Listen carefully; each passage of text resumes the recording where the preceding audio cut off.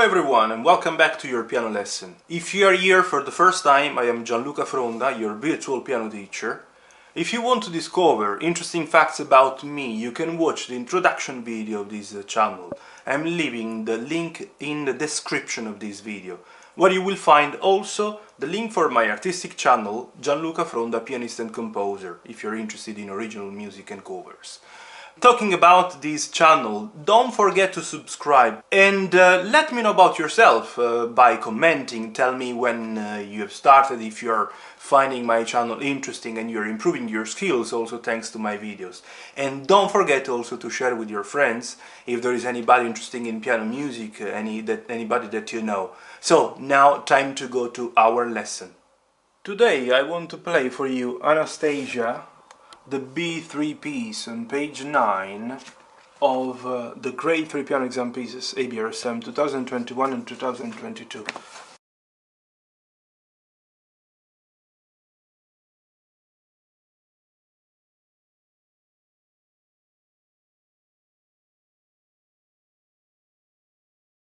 This piece is really pleasant, it's very interesting sound, harmonies. You have to learn even more how to use the pedal, yeah? Simply pay attention to the pedal changes in this Anastasia. So you have to release and push down as soon as you play the new note of the first note of the following bar. This is the meaning. So up and down as soon as you play that note. In this way you clean up all the sound and the harmony of the previous bar, and then you finally start enriching the notes of the bar that you are going to play. I want to play first of all at 42 per dotted minims. Quite gentle the sound, except maybe at the beginning where is mezzo forte.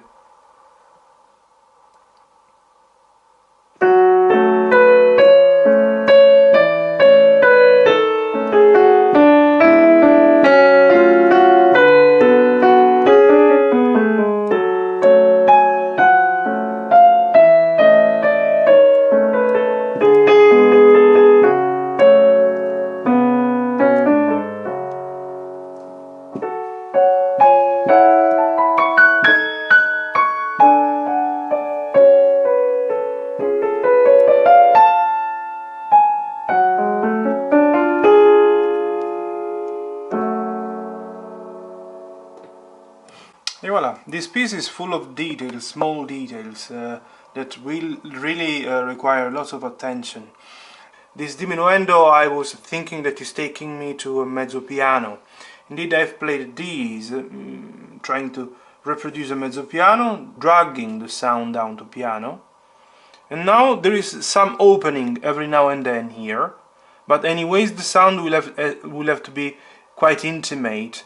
So interesting and a bit funny sometimes also this up and down of the sound. So you have to drag the sound down, then you have to open it again and then down. Quite tricky if you want to really reproduce all these effects that on digital pianos are not that easy. I really wish you to play on a grand piano or an upright piano that anyways has a better range, even though this piano is quite nice and helps pretty much due to the wooden keyboard. But I mean, on a real grand piano I can't imagine how it might sound. I want to spend a bit of time now talking about the left hand and some very interesting detail that will definitely turn useful for your practice. I don't know if you have noticed the small bichord that you play on the second count of each of the first 4 bars is identical, is always A and C sharp, A and C sharp, A and C sharp, A and C sharp. Let's look 1 second at the bass. The bass is F sharp, E sharp, natural E, D. Is a chromatic passage. In practice, let's look 1 second at the keyboard. It is F sharp, then the closest white key, then I like to exchange, E, then D sharp. So it's very simple. Altogether, the first 4 bars will sound.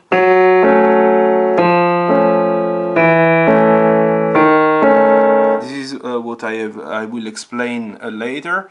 regarding the way I like to play the bass, but don't worry too much. You can simply use constantly the fifth finger, yeah? It's exactly what I do also in the recording as far as I remember. Then, let's move now to the fifth bar. The fifth bar is the only one having a small move, so the two top notes that you play in the second count are going down to G sharp and B, so it's a simple small move, but then back to the C sharp and A. So let's look once again at the keyboard. From C sharp and A, you go down to the G sharp and B, and then back to the C sharp and A. Then there is some change finally at the end, otherwise it would be too much, maybe having always the same notes. So it's definitely turns useful, this thing, if you notice, obviously I believe that you have noticed, in the first four bars, is something that will happen again now from the second bar of the second line. Again, the same identical situation. This one exactly like this. The second of this passage, let's say the third of the second line, like the second bar of the first line, so on, identical. Okay. Luckily here now there is a change. The second time you play the theme, you don't imitate what you do in the first line, but you go down, you carry on. Indeed, the chromatic scale keeps going down. Let's look 1 second what happened in the on the keyboard. So from the beginning it's da, da, da. You see, chromatic.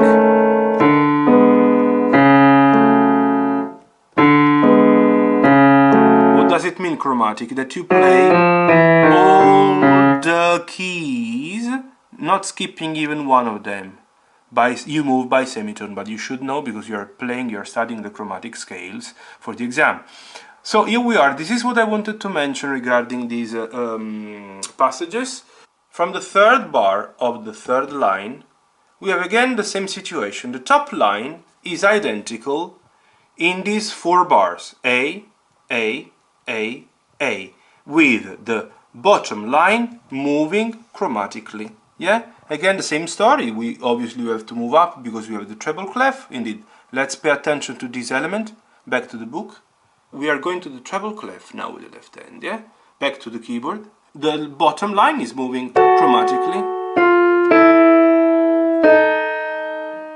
and the top note is stable, is fixed, is always A. Then F sharp and C, E sharp and C sharp. Now, the only passage that is really tricky for many students is this one. Why? Pay attention to me. You see that we have the bottom note that is tied, so the F sharp is tied. And on top we have quavers.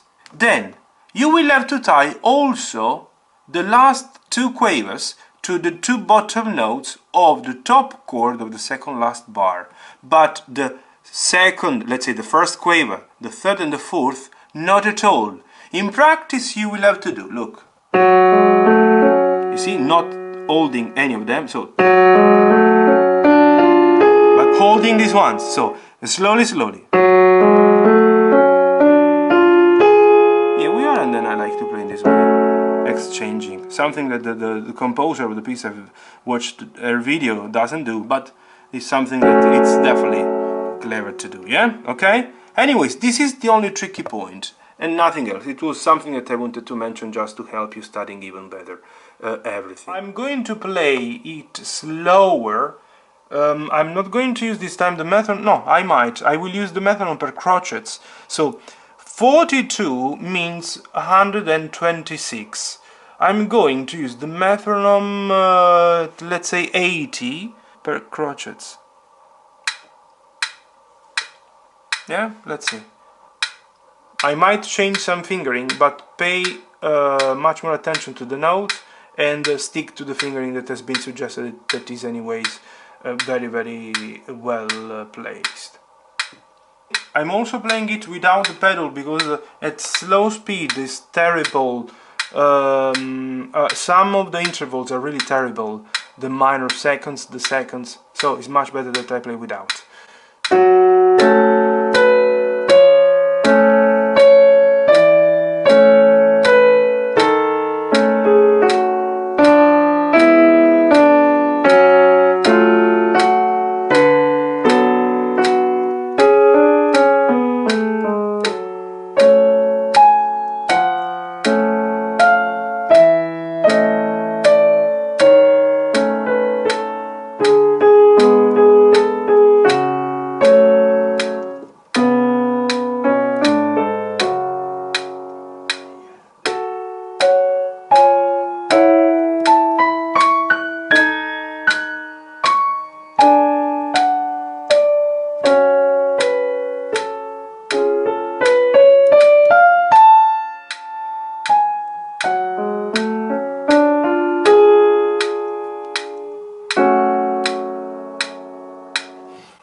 if you have noticed, I did also in the faster performance, I believe. I have the tendency of exchanging here after playing da, da, da, da, da, da, you see? So simply holding the key down, the F sharp down that you play the first time with the fourth, I exchange to reach immediately the other F sharp to play the octave here. It's something that I do for empowering even more the legato. To be very honest, if it wasn't for simple teaching reasons, I would have maybe pushed you more. I would have shown that it's possible to exchange finger also here, learning how to do a very good finger legato. You see, it's possible. But obviously I believe that you have not that much time to pay attention to do all these things. It's something that definitely will turn useful. If you want to insist more and more, learn how to do the finger legato, not using the pedal, exchange finger, holding it down. You see, it's fantastic, it's possible. This is what you have to do. It's an option that I'm giving to learn even more how to treat pieces like this one, how to empower your attention and how to empower even your left hand fingers when it comes to these passages that needs to be very, very legato. Mind all the signs that I've already mentioned. Sometime maybe use twice the pedal. For example, here I don't like that much the idea of holding down one big pedal. I like to change it here because these F sharp and E sharp, if I play them, you see, I don't know if you have this perception of this overlapping of the sounds. Sometime when it's needed, change it twice, and this one is one of the points that I would definitely recommend you to where to change again the pedal. Maybe, let's say, the only one, maybe, yeah, okay?